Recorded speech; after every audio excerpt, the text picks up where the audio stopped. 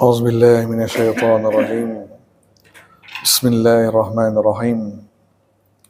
الحمد لله رب العالمين، والصلاة والسلام على أشرف الأنبياء والمرسلين، حبيبنا شفيعنا مولانا محمد بن عبد الله وعلى آله وصحبه أجمعين.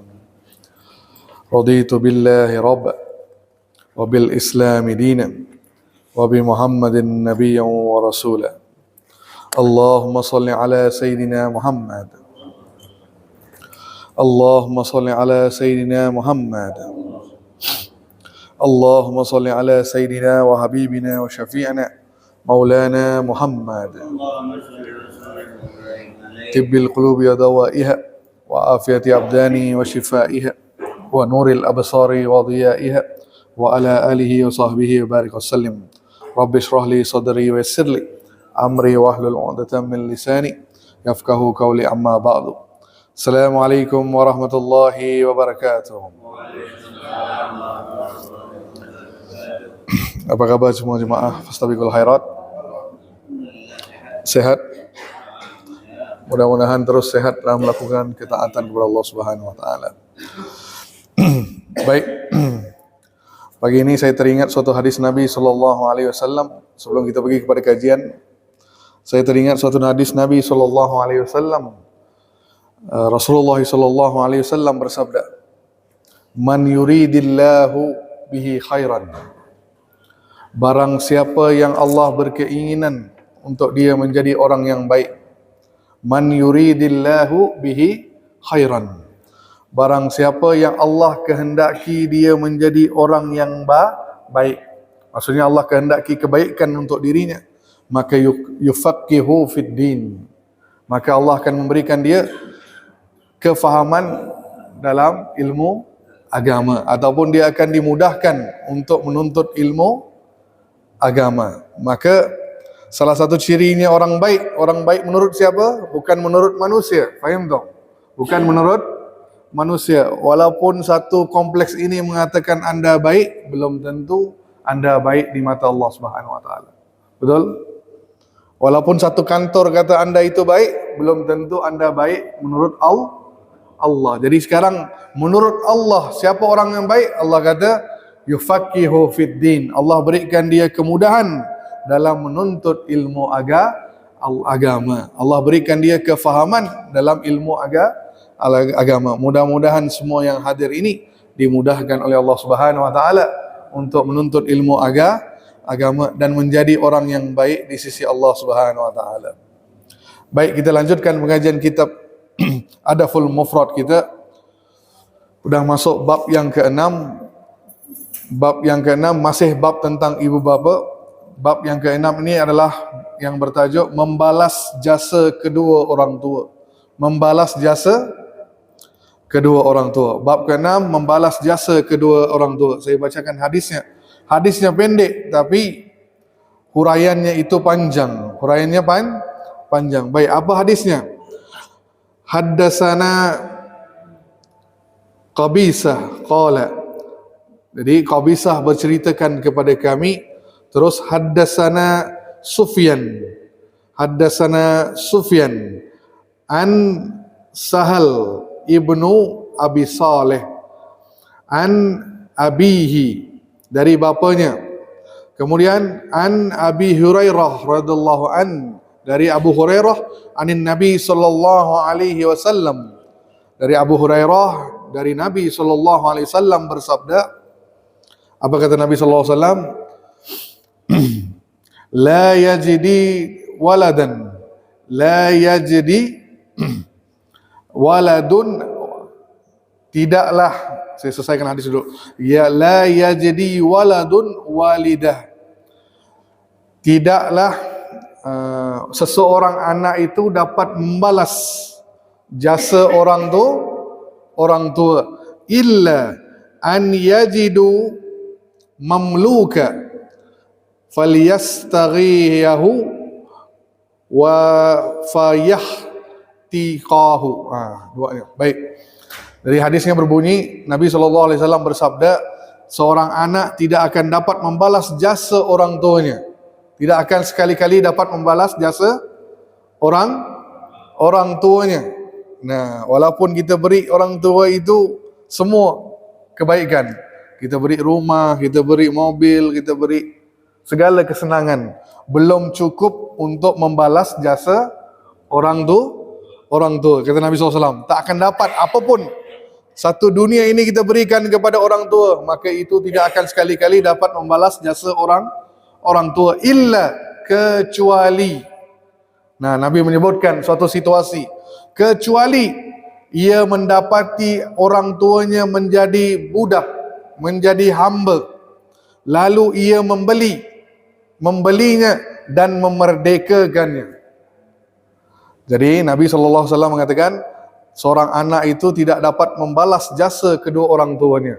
Apapun dibuat oleh anak, tidak akan dapat membalas jasa orang tua, kecuali dalam keadaan mana orang tua itu didapati dalam keadaan mamluk. Mamluk maksudnya hamba abdi ataupun budak bahasa sini, betul? Slaver ataupun hamba. Slaves kan, bahasa Inggrisnya slaves, hamba. Jadi dalam keadaan hamba, terus anak ini membeli hamba tersebut, kemudian membebaskannya ataupun memerdekakan orang tuanya, baru dikira balas jasa orang tua.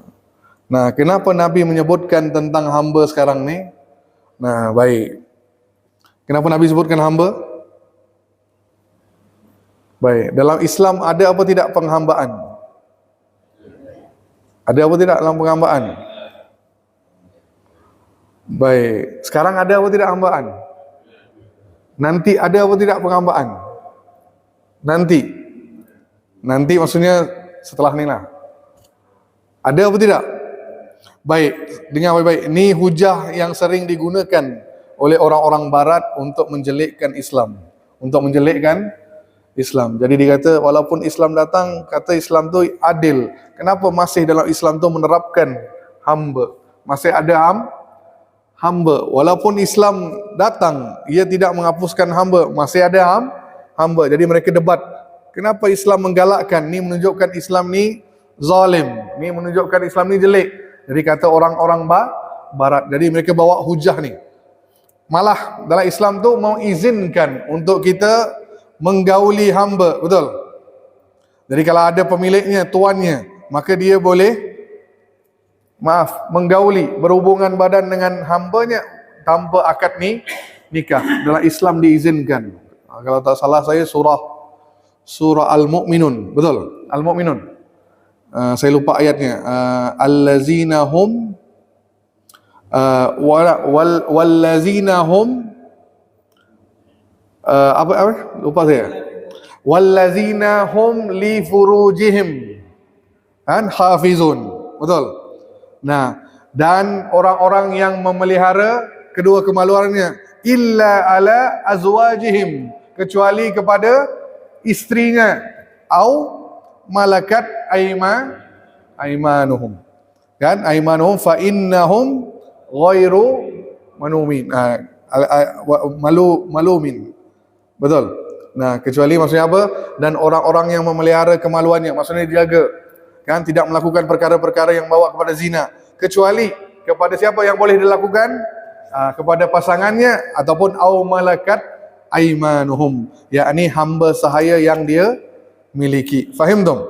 Maka di sini dikatakan sampai begitu sekali ya Islam. Maka dijelek-jelekkan Islam. Dengar baik-baik. Bagi orang yang belum memahami bab tentang hamba ni, dengar baik-baik. Sebelum Islam datang pun sudah ada sistem hamba. Faham tak? Sebelum datang Islam, semua tamadun, semua kerajaan-kerajaan, baik itu Parsi, baik itu Cina, baik itu Romawi, semua ada sistem penghambaan. Malah masyarakat Arab jahiliyah pun ada sistem penghambaan, dan sistem penghambaan mereka sangatlah parah, sangat jelek, sampai mereka mengibaratkan hamba itu sebagai lebih jelek daripada binatang. Faham tak? Cara mereka melayani hamba sebelum datang Islam.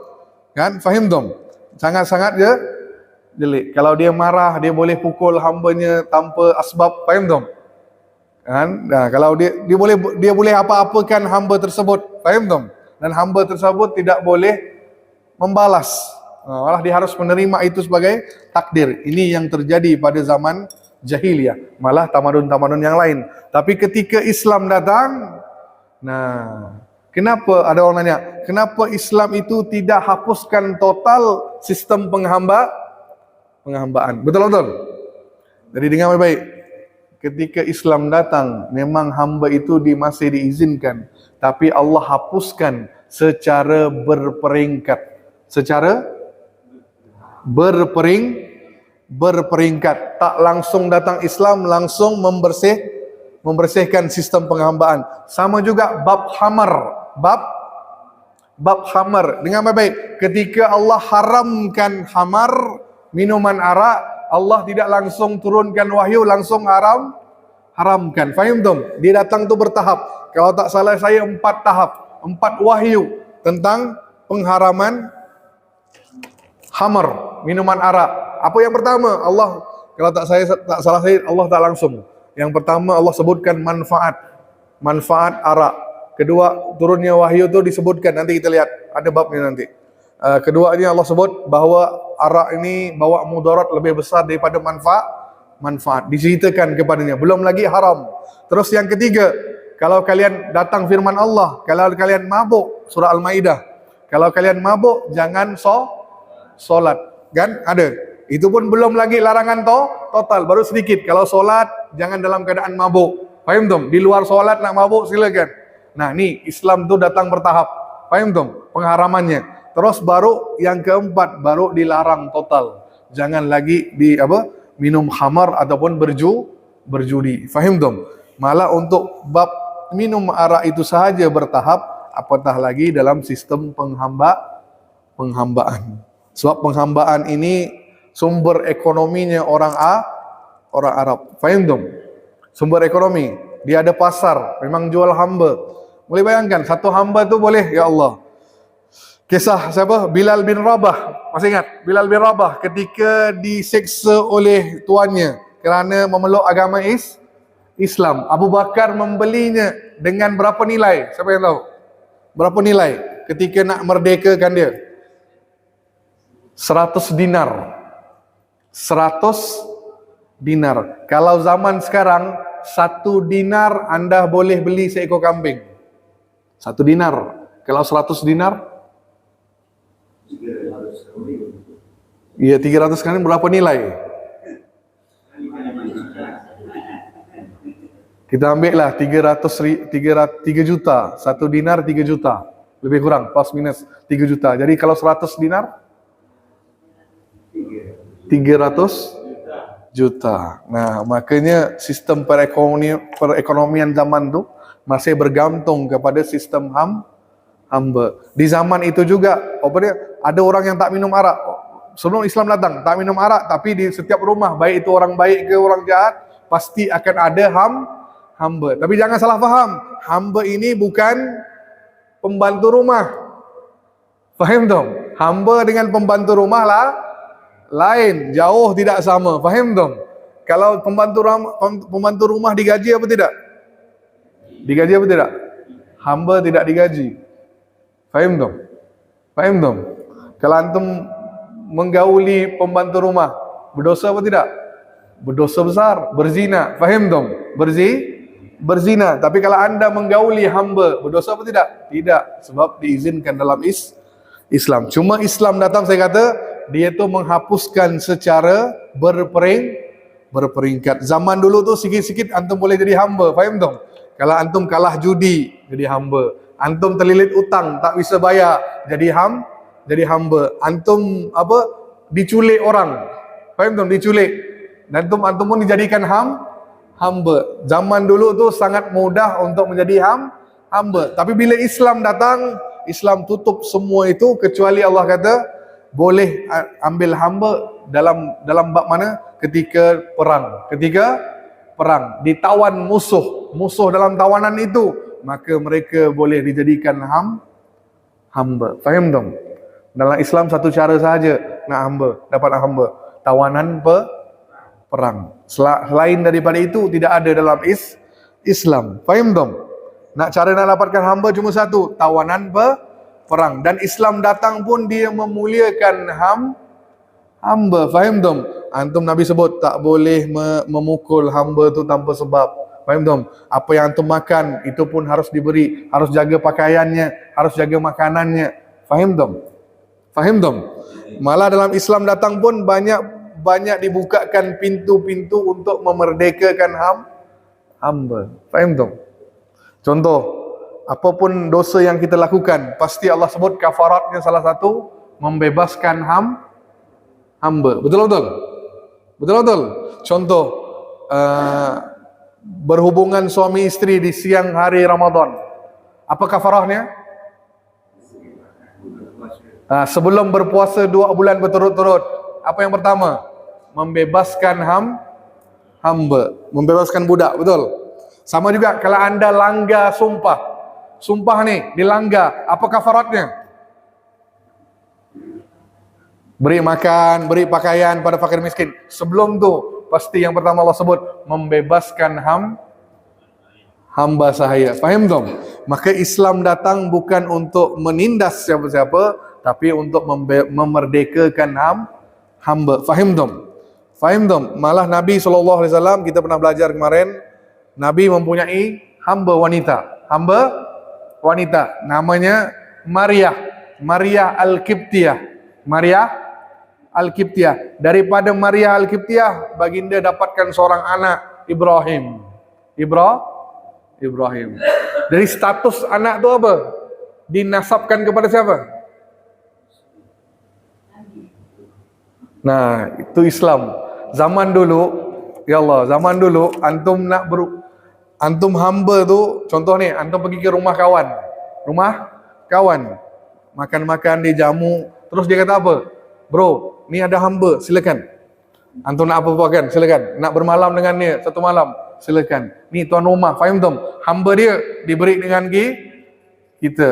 Ni zaman dulu. Tapi Islam datang melarang.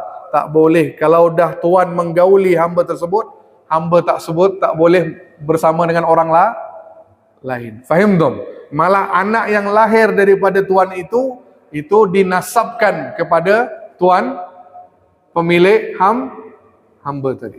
Dan malah anak yang lahir dalam Islam kata apa? Anak yang lahir itu merdeka dalam keadaan bebas, bukan lagi hamba. Terus perempuan yang digauli tadi, yang melahirkan tadi, disebut Ummu Walad.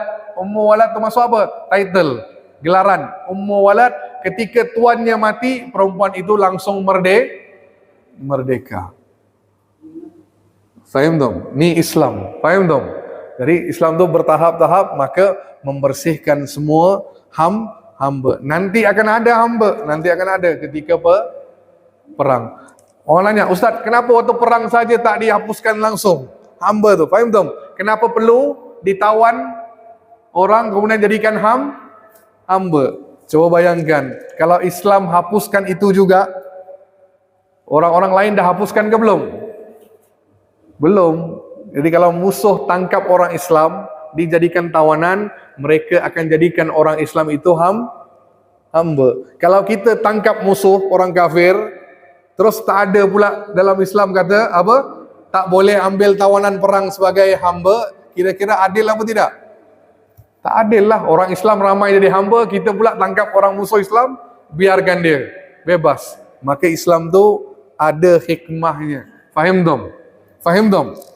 Jadi kita sebagai orang Muslim, sering saya sampaikan, sami'na wa ata'na. Jangan jadi seperti orang ahlul kitab, sami'na wa asayna. Faham dong? Sami'na wa ata'nya lain, sami'na wa asayna lain. Apa sami'na wa ata'na? Kami dengar, kami taat, tak ada bantah satupun. Tapi kalau orang Yahudi, sami'na, kan? Kami dengar. Kan? Kami dengar apa yang kalam Allah, kan? Semua disebut nih. Nabi itu nabi yang terakhir. Semua disebut. Tapi wa asayna, kami mengingkari, tidak mahu taat. Baik. Maka pentingnya bab ini, bab tentang hamba. Baik, lanjut. Saya langsung selesaikan hadis berikutnya. Hadis ke-11. diceritakan kepada suatu kisah. Ni kisah yang anda pernah dengar mungkin. Aku mendengar dari ayahku. Siapa ayahku ni? Syu'bah. Aku mendengar ayahku menceritakan hadis bahawa ia pernah menyaksikan Ibnu Umar. Siapa Ibnu Umar? Abdullah Ibnu Umar, anak Sayyidina Umar, tawaf di Baitullah bersama dengan seorang laki-laki Yaman yang menggendong ibunya di punggung. Jadi Ibnu Umar ketika tawaf di Baitullah melihat bersama dengannya ada seorang laki-laki dari Yaman bawa emaknya di atas belakangnya. Laki-laki Yaman itu berkata, sungguh aku ini ibarat unta tunggangannya yang penurut. Kalau penunggangnya takut, maka aku tidak akan ketakutan. Maksudnya apa? Dia kata, aku untuk mak aku ini seperti kuda. Seekorku kuda yang sering taat. Kalau kuda tu boleh lari, faham tak? Aku tidak akan lari, tetap akan bawa orang tua aku. Terus dia berkata kepada Ibnu Umar, wahai Ibnu Umar, apakah yang aku lakukan ini sudah membalas jasa-jasa orang tuaku ini? Dia kata apa? Aku bawa orang tua aku dari Yaman dengan menggendong untuk melakukan ibadah umrah. Untuk lakukan ibadah umrah. Anda tahu umrah gendong berat apa tidak? Beratlah. 7 kali tawaf. Berat. Terus nak sa'i. Betul? Ulang alik Safa wa Marwah. Betul? Sangat-sangat berat. Nah, maka kata pemuda tadi, wahai Ibnu Umar, apakah aku buat ini sudah membalas jasa orang tua aku? Maka kata Ibnu Umar, belum. Bahkan yang engkau buat ini belum bisa menyamai satu hembusan nafas orang tuamu ini ketika melahirkanmu. Jadi apa kata Ibnu Umar? Apa yang kau buat ni gendong orang tua, kan, sampai dari Yaman berapa ribu kilometer kau bawa emak kau sampai ke Mekah, terus buat umrah, semua itu tak dapat menyamai satu hembusan nafas seorang ibu ketika melahirkan. Faham tak? Maksudnya tidak dapat menyamai satu hembusan orang tua kita ketika melahirkan kita. Maksudnya apa? Sangat besar pengorbanan orang tua.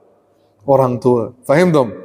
Maka kata Ibnu Umar kepada lelaki tersebut, lakukanlah solat sunat 2 rakaat di makam Ibrahim, kerana ia dapat menghapuskan dosa yang ada padamu. Maksudnya orang yang keutamaan, ni keutamaan solat apa? Solat 2 rakaat depan makam Ibrahim, maka dapat menghapuskan dosa-dosa kita. Faham tak? Faham tak? Baik, saya lanjutkan. Hadis berikutnya, Abu Nu'aim menyampaikan kepada kami, Sufyan menyampaikan kepada kami dari Atha bin As-Sa'ib, dari ayahnya, dari Abdullah ibn Amr, ia berkata, bukan Rasulullah berkata, sahabat berkata. Apa kata sahabat ni? Ada seorang laki-laki menghadap kepada Nabi SAW, lalu dia berbaiat kepada baginda dan ingin ikut berhijrah. Tetapi laki ini meninggalkan kedua orang tuanya yang menangisinya. Jadi dia minta izin kepada orang tuanya nak pergi hijrah bersama dengan Nabi. Tapi orang tuanya tidak rela nak lepaskan sambil menangis, kan? Maka kata Nabi SAW, pulang dan temui kedua orang tuamu dan buatkanlah mereka tertawa sebagaimana engkau telah membuat mereka menangis. Faham tak? Jadi Nabi suruh apa tadi? Kau sebelum kau ikut aku berhijrah, balik ke rumah, gembirakan hati orang tuamu. Faham tak? Sampai mereka redha ke atasmu. Faham tak? Faham tak? Jadi ini semua hadis-hadis yang menunjukkan kepada kita kepentingan orang tua, berbuat baik kepada orang tua, dan juga pengorbanan mereka sangatlah besar. Saya lanjutkan. Musaddad menceritakan kepada kami, Bishr Al-Fadl menceritakan kepada kami, ia berkata, Al-Jurairi menceritakan kepada kami dari Abdurrahman bin Abi Bakrah, dari ayahnya, ia berkata, Rasulullah SAW bersabda, maukah kalian aku beritahu dosa yang paling besar di antara dosa-dosa besar? Jadi Nabi bersabda, ada dosa yang paling besar di antara dosa-dosa dosa-dosa besar. Baginda menyebutkan ia 3 kali. Jadi Nabi kata, maukah aku menceritakan kepada kamu tentang dosa yang paling besar di antara dosa-dosa besar? Maka para sahabat menjawab, "Naam, ya Rasulullah." Ya Rasulullah. Beliau bersabda, apa dua dosa tersebut? Isyrik billah, mensyirikkan Allah, wa uququ walidaini. Nah, dua dosa besar yang Nabi sebut, di antara dosa-dosa besar adalah menyekutukan Allah dan ukuk, durhaka kepada kedua orang tua. Nah, kalau dalam Quran, kalau antum buka Quran, Allah sering nyandar. Dua ini pasti disandarkan bersama. Apa dia? Jangan kalian mensyirikkan Allah, dan ada kalimat berikutnya, wabil walidaini ihsana. Faham tak? Jangan syirikkan Allah dan juga berbuat baik kepada orang tua. Ini dua kebaikan paling besar. Di sini disebutkan dua dosa yang paling besar apa? Yang pertama, menyekutukan Allah dan durhaka kepada kedua orang tua. Terus Nabi melanjutkan, waqala zur. Baginda berkata,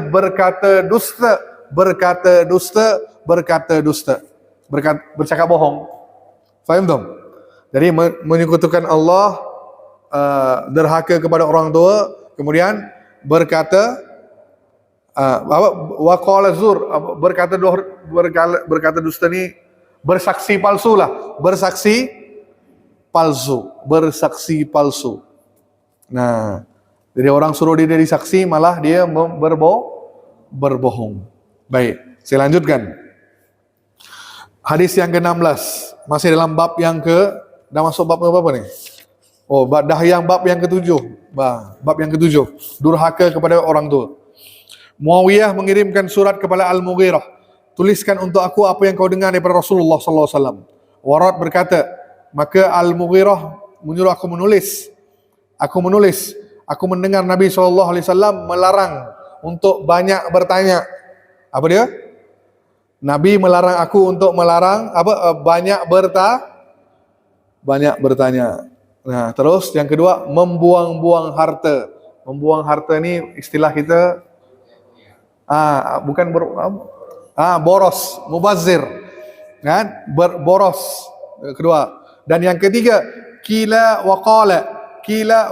Kata orang itu begini, orang ini begini. Maksudnya apa? Percaya bulat-bulat apa kata orang. Fahim tum? Tanpa memastikan kebenaran. Maka Nabi melarang 3 perkara. Yang pertama Nabi kata apa? Yang pertama apa? Jangan banyak tanya. Nah, jemaah di sini lah khususnya. Jangan banyak nanya ustadznya. Yang penting tak apa nanya. Yang tak penting nanya. Faham tak? Benda yang tak penting pun. Faham tak? Kita contoh ni, saya tengah bahas, kita sekarang bahas tentang orang tua. Tiba-tiba nanya, Ustaz, bumi itu bulat ke datar? Nyambung apa tidak? Faham tak? Sama juga kan? Ada yang pernah nanya, ini yang saya tak dapat lupakan sampai bila-bila, saya tak dapat lupakan. Apa dia? Salah satu pertanyaan yang saya sentiasa ingat dari jemaah. Dia kata, Ustaz, iblis tu ada anak apa tidak? Anak kata ada. Iblis ada anak, namanya syaitan, kan? Anak-anak iblis adalah syaitan. Baik itu syaitan di kalangan manusia, syaitan di kalangan jin. Faham tak? Syaitan di kalangan manusia maksudnya manusia yang berbuat jahat. Terus syaitan di kalangan jin, ya, yang merasuki dalam badan kita, yang menjelma semua tu, itu syaitan di kalangan jin. Nah, terus dia nanya lagi, Ustaz, kalau dia kata, kalau iblis tu ada anak, siapa isteri iblis, Ustaz? Siapa isteri iblis? Maka saya pun mikir, saya pun kata, maaf bang, saya tak dapat menjawab pertanyaan ini kerana apa? Saya tidak pergi walimahnya. Betul. Saya tak pergi walimah iblis. Saya tak pergi resepsinya pernikahan dia. Maka saya tak tahu siapa isterinya. Ni aneh-aneh orang nanya nih, ya Allah. Malah ada yang nanya, Ustaz, Dajjal. Kalau dinanya Dajjal bagus, maka saya semangat nih. Ustaz, fitnah Dajjal apa? Bagus pertanyaannya. Ni tak, nanya lain. Siapa orang tua Dajjal, Ustaz? Nyambung, penting apa tidak pertanyaan tu? Tak penting. Daripada Dajjal tu apa yang antum mau tahu? Apa fitnahnya, bagaimana dia menyesatkan, faham tu? Bagaimana cara kita nak berlindung dari Dajjal. Itu yang harus antum nanya. Ni antum nanya orang tuanya siapa? Penting apa tidak? Tak penting. Kalau kawan-kawannya pun boleh lagi terima pengikut Dajjal. Boleh kita sebut pengikut Dajjal ni ramainya kalangan wanita, ramai orang Yahudi. Boleh kita sebut ni orang tua Dajjal. Astaghfirullahaladzim. Makanya tak penting. Faham tak? Tak penting. Jadi nanya, maka Nabi sebut jangan nanya benda yang tak boleh bertanya, jangan banyak bertanya. Faham tak? Cukup pertanyaan yang penting. Yang kedua Nabi sebut dilarang untuk kita membuang-buang harta, boros, mubazir. Jangan mubazir. Contoh mubazir, anak-anak zaman now lah, dah ada HP canggih, terus dapat lihat yang baru, iklan HP baru, kira-kira nak beli apa tidak? Walhal HP ini masih bagus. Ni contoh mubazir. Faham tak? Antum dah ada HP bagus, masih berfungsi, nampak HP baru tu, mantap gak ya? Kalau banyak duit tak apa pak, kalau belinya sambil berhutang, faham tak? Nah, ibu-ibu lah kan, nak pergi ke mall, saya paling takut nak bawa isteri ke mall. Paling takut. Saya akan cuba sedaya upaya hindar. Saya kata aku jak pergi pasar, tak mau bawa isteri. Kenapa? Tahu kenapa anda tak bawa isteri? Laki, bu, ibu tahulah, kalau laki pergi shopping, cepat ke lambat? Ada tawar-menawar. Pak, kita fitrah laki-laki pergi shopping, ambil ni, dah. Tak ada nak lihat, ni harga. Kalau ibu-ibu pergi ke pasar, faham tu? Walhal nak beli satu barang, naik 7 kedai, cari barang yang sama. Faham tu? Maksudnya perempuan ni satu ke? Malah saya takut bawa isteri saya ke mall. Kenapa? Kita niat nak beli satu barang ke mall, tapi masuk ke mall, ada syaitannya tu, syaitan mall goda kita kan, suruh beli yang ni. Kan? Pergi nak beli kuih, contohlah nak beli pena, nak beli pena, masuk mall. Balik bawa baju, bawa celana.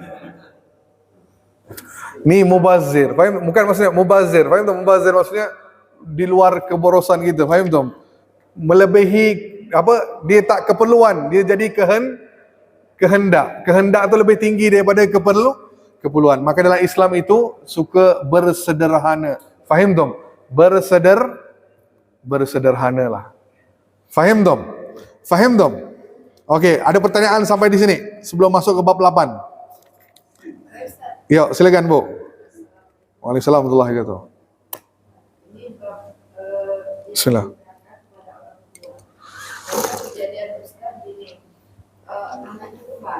Anaknya bagus.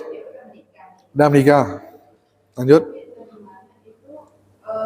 Istrinya itu durhaka kepada perempuannya Ustaz. Itu gimana hukumnya Ustaz? Jadi anak itu akhirnya ikut Ustaz.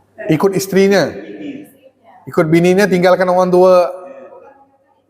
Misalnya menyinggung orang tua, yang tidak orang tua yang terhadap orang tua itu misalnya datang pun tidak bersalam dengan orang tua. Terus bicara sama mertuanya itu asalnya itu istilahnya asal sengaja gitu. Rasanya itu kelihatannya Terpaksa lah itu. Sampai orang tua itu sampai sedih gitu. Allah. Ya mertuanya itu sampai sedih. Itu banyak kejadian seperti itu Ustaz. Gimana Ustaz? Gara-gara ikut dengar kata isteri, mungkin dengar kata isteri, ya, terikut-ikut dengan telunjuk isteri, langsung mengabaikan orang tua. Betul. Menantu perempuan yang jahat. Anaknya baik, tapi dipengaruhi oleh isteri sampai si anak laki ini cakap dengan orang tuanya pun kasar, tidak mengabaikan lah ya, mengabaikan, maka tetap anak itu berdosa, dosa besar. Makanya saya sering sampaikan kepada wanita, ingat Bu, walaupun ibu ada hak ke atas suami, tapi suami Anda ada hak kepada orang tua. Ini anak laki-laki. Anak laki-laki Bu, dengar baik ya. Ibu ada hak pada suami, tapi suami juga ada hak pada Anda. Tapi lebih tinggi haknya kepada orang tua. Maka si istri harus bantu suami untuk taat kepada orang tua. Gitu. Jelas. Malah untuk wanita, kalau sebut, kalau dah nikah, udah putus dah. Bukan masuk putus. Faham dong? Cuma dijaga sekarang ini daripada ayah berpindah kepada suami. Ini untuk wanita yang dah nikah.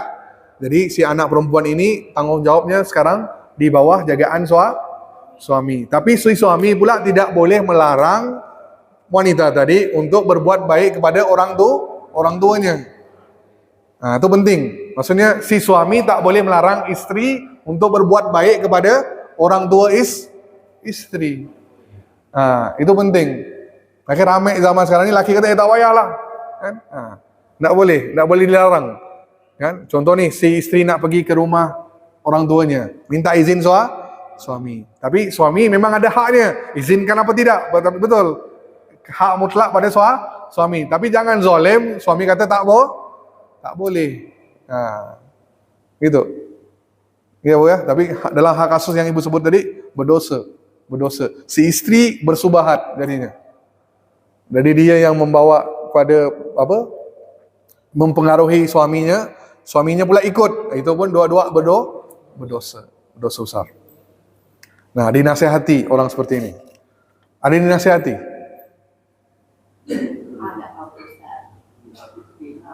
Biasanya istri ini mau saya lihat di sini mau privacy apa sebutnya? Menguasai. Bukan privacy, nak hidup sendirian. Dia tak mau tinggal dengan keluarganya gitu. Apa sebut sini? Mandiri. Jadi dia tak mau si suaminya tinggal di bawah dengan keluarganya, orang tuanya. Jadi bang, pindahlah kita bang. Jadi kalau bapak-bapak dah nikahkan anak, bapak buat begitu juga. Biar mereka mandiri, tapi tidak putus silaturahim. Faham dong? Waalaikumsalam. Ayo Bu. Waalaikumsalam warahmatullahi wabarakatuh.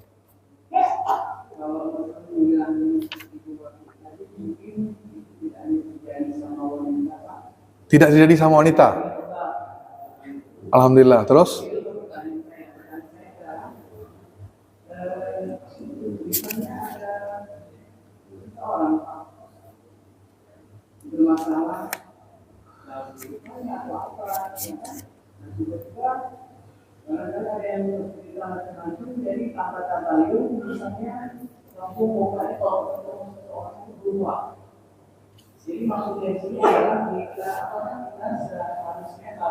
Bismillah.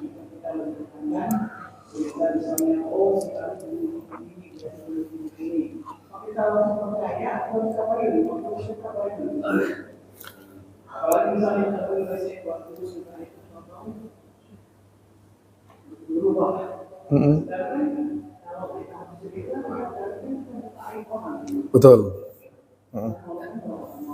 Baik. Jadi poin nomor 3 Nabi larang kita untuk percaya kata-kata orang sebelum kita menyiasat ataupun tabayun, selidiki. Faham tak? Apapun, jangan kata si fulan kata, si ini kata, si fulanah kata, jangan. Antum tabayun dulu benar apa tidak. Apalagi kalau terkait dengan aib orang lain. Jadi jangan, walaupun antum dengar, oh gitu dia ya. Contohlah, dia tu dah pisah dengan suaminya, contoh.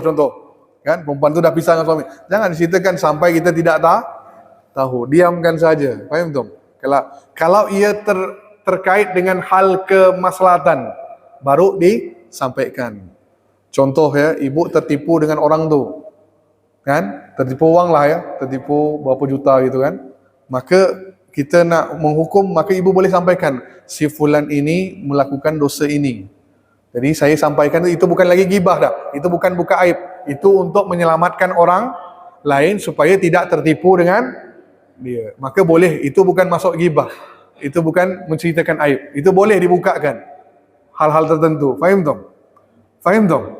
Nah, sama juga kita di pengadilan, kita boleh menceritakan hal yang sebenar ke polisi.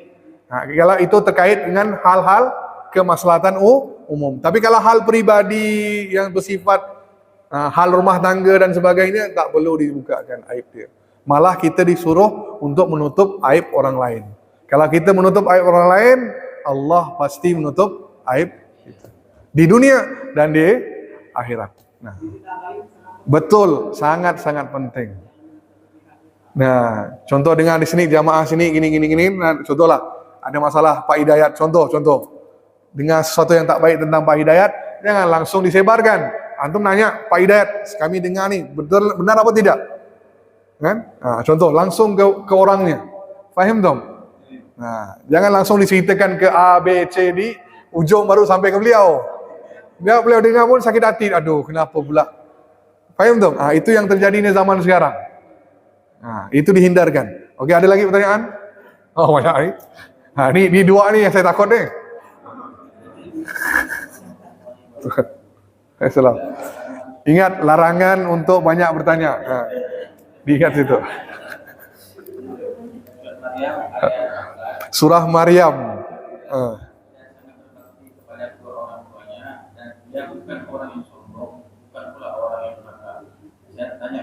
Dari makna ini apa ya, dan bagaimana kalau kita lihat anak tidak berdurhaka pada orang tua. Betul. Dan apakah orang tua bisa durhaka pada anak?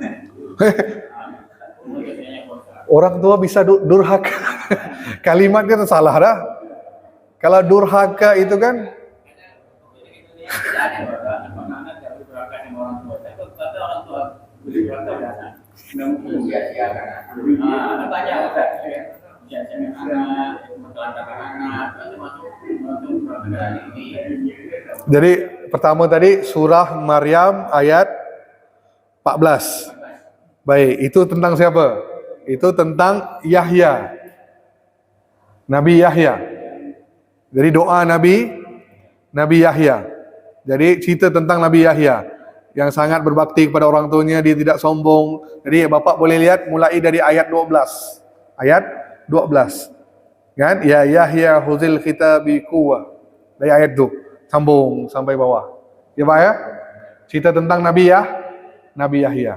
Jadi kalau bapak nak tahu ayat itu merujuk kepada mana, lihat ayat sebelumnya atau ayat sesudahnya. Nah, pasti ada terkaitan situ. Okey, terus pertanyaan yang kedua, anak derhaka kepada orang tua. Sekarang bisa enggak orang tua derhaka kepada anak? Jadi kata durhaka itu kurang tepat. Jadi zalim lah, berbuat jahat ataupun menzalimi anaknya. Baik, kalau si ayah ataupun orang tua menzalimi anaknya, dalam Islam memang orang tuanya itu berdosa. Tapi anak itu tidak boleh jadikan ia sebagai alasan untuk tidak berbakti pada orang tuanya yang zalim. Ini hukum Islam. Jelas Pak ya?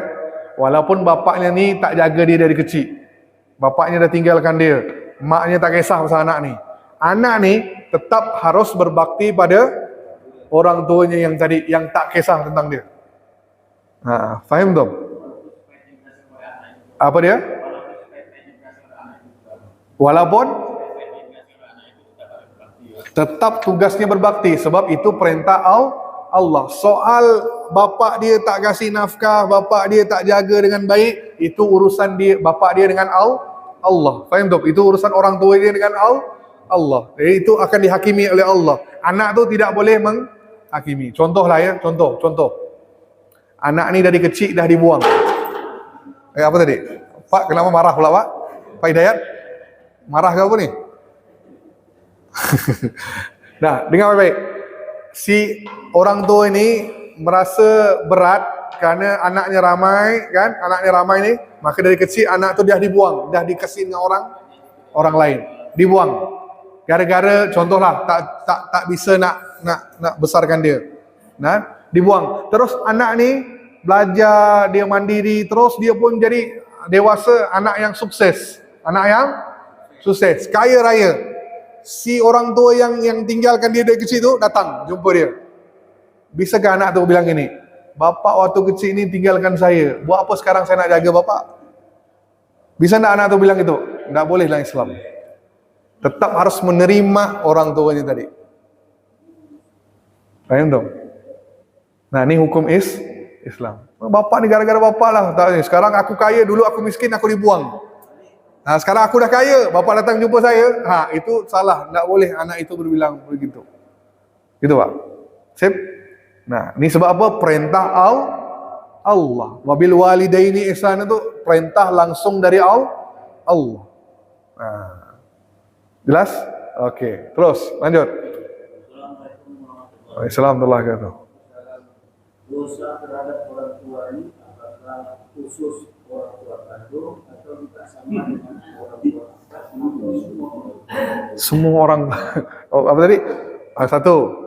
Okey, bolehlah, boleh masuk pertanyaan ni. Itu ada dua, kalau tidak salah saya ada dua. Ada bohong wajib dan bohong sunnah. Menurut bapak lah ya. Baik, bohong wajib, bohong sunnah. Bohong mana ni kata?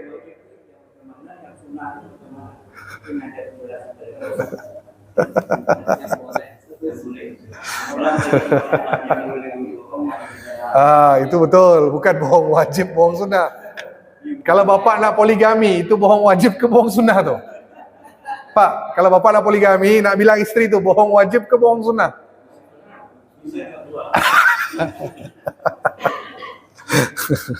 Baik, soalan pertama tadi tentang orang tua. Orang tua ni, adakah kita ni wajib berbakti kepada orang tua kandung ataupun orang tua angkat? Maksudnya disamakan apa tidak itu? Okey, kalau sekiranya baik, maka ulama ni membahas juga. Ada yang lebih kata adalah orang tua kandung. Tapi bila anak itu tidak tahu siapa orang tua kandungnya, maka dia boleh tetap berbakti pada orang tua angkatnya. Pun sama. Tapi lebih tepat, kalau orang tua, contohnya orang tuanya meninggal, terus dijaga oleh penjaga ataupun diambil keluarga angkat, dan dia boleh berbakti pada orang tua tersebut. Tapi lebih afdolnya kepada orang tua kandung. Okey, terus pertanyaan kedua. Tak ada istilah bohong sunat, bohong wajib dalam Islam. Bohong tetap bohong, kan? Bohong tetap bohong. Tapi Islam mengizinkan bohong dalam kondisi tertentu. Hanya 3 kondisi. Darurat. Darurat ni, maksud darurat ni apa Pak? Jangan salah faham. Darurat itu maksudnya boleh mengancam nyawa, boleh mengancam, gitu dia. Darurat itu kondisi yang boleh menyebabkan bapak mati, keluarga bapak mati, ataupun harta benda hilang. Itu baru maksudnya bisa bawa mudarat kepada badan. Contoh, itu baru kalimat darurat. Maksudnya apa? 3 kondisi dalam Islam saja boleh anda berbohong. Yang pertama, ketika perang. Ketika perang, anda ditawan oleh musuh nanya, kalian ni berapa jumlah? Antum langsung sebut jujur atau tidak ni? Jangan bilang, oh jumlah kami ni sekian, benteng kami, markas kami di sana, kelemahan kami di sini. Tak usah sebut. Faham dong? Antum boleh berbohong. Oh jumlah kami sekian. Itu boleh. Itu boleh. Nah, itu yang pertama, ketika perang. Yang kedua, berbohong kepada isteri. Belum selesai ni, jangan ambil yang separuh je ni. Ambil full. Berbohong kepada isteri dalam rangka untuk menjaga hatinya. Bab makan. Saya tegaskan lagi, bab makan. Khusus bab makan. Contoh, isteri masak tak sedap, jangan bilang tak sedap. Bilang menjaga hati. yes, menjaga hati isteri. Boleh berbohong. Dia dah make up ni, nampak macam kuntilanak. Wajahnya bodoh. Cantik tak bang? Cantik. Dah. Walaupun rasa nak muntah, bilang cantik, kan?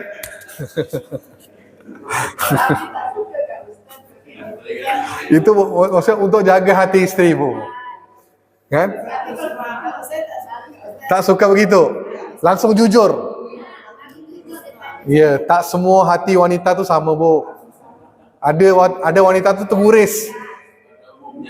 Pada umumnya kan wanita tu teguris. Kalau ibu-ibu kan dah masuk peringkat monopos, peringkat dah bau kubur dah kan.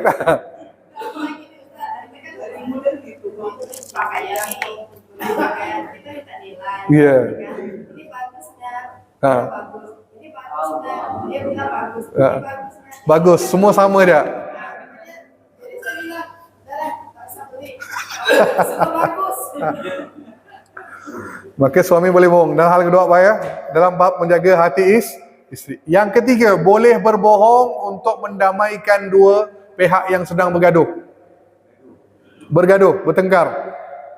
Dua sahabat, dua saudara muslim yang sedang bergaduh. Boleh kita berbohong untuk supaya mereka kembali. Contoh, A dengan B gaduh. Anda sebagai C pergi ke A. Bilang ke A, si B itu rindu. Sebenarnya dia rasa nyesal. Walau tak bilang pun. Faham tak? Dia pingin minta maaf. Walhal si A tak pernah sebut. Terus pergi ke si A, bilang, si B itu menyesal, rasa sedih, dia nak minta maaf. Kapan ni kita bisa pertemukan? Langsung itu boleh untuk dengan apa tadi, dalam rangka mendamaikan dua pihak. Dalam Islam diperbolehkan bohong. Yang lain semua tidak diperbolehkan. Jelas? Dia tak ada bohong sunat, bohong. Okey, dah. Sip dah Udah? Sip. Udah, hari Pak Hidayat. Ya, Pak Hidayat. Jangan banyak nanya, banyak. Ya, siap. Salah.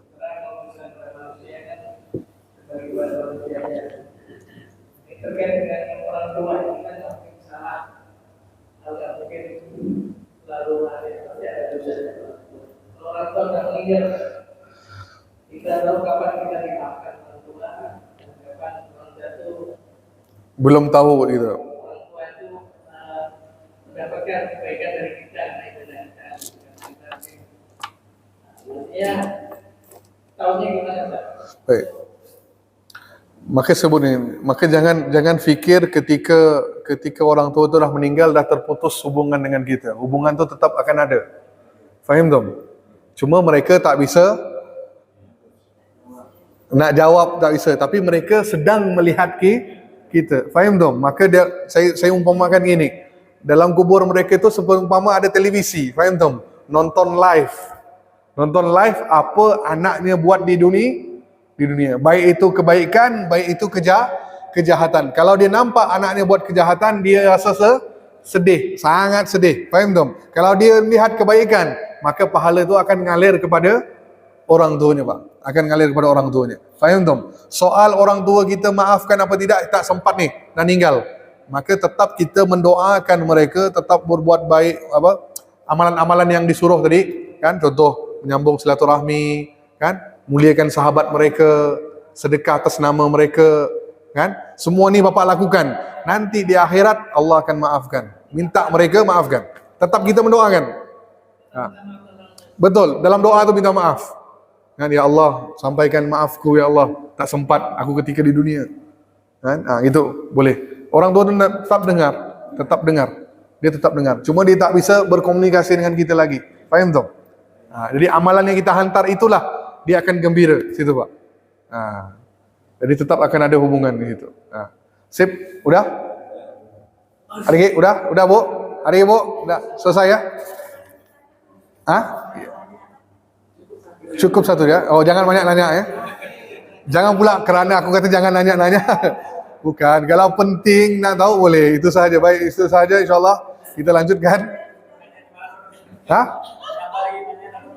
Jangan panggil Ustaz, kalau kita nggak tahu kurang tahu, nak tahu penjelasan. Sebab ya.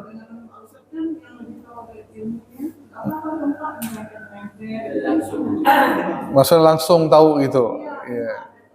Lebih senang memahami lah itu. Ya. Takut nak nanya ya. Jangan kerana ini pula dah nanya. Ya. Jadi takut antum nanya, takut bertanya sesat jalan. Banyak nanya, ustadznya kesal. Ya. Siap. Boleh nanya, bukan saya gurau ya. Kalau ada yang penting nanya, cuma jangan nanya yang tak berkaitan. Di luar konteks, kecuali memang kita nak tahu jawabannya, kan? Ustaz, saya kurang faham bab ni. Itu boleh disampaikan, tak ada masalah. Ya? Itulah katanya, maka boleh nanyakan dengan ustadznya kalau di luar konteks yang berkaitan.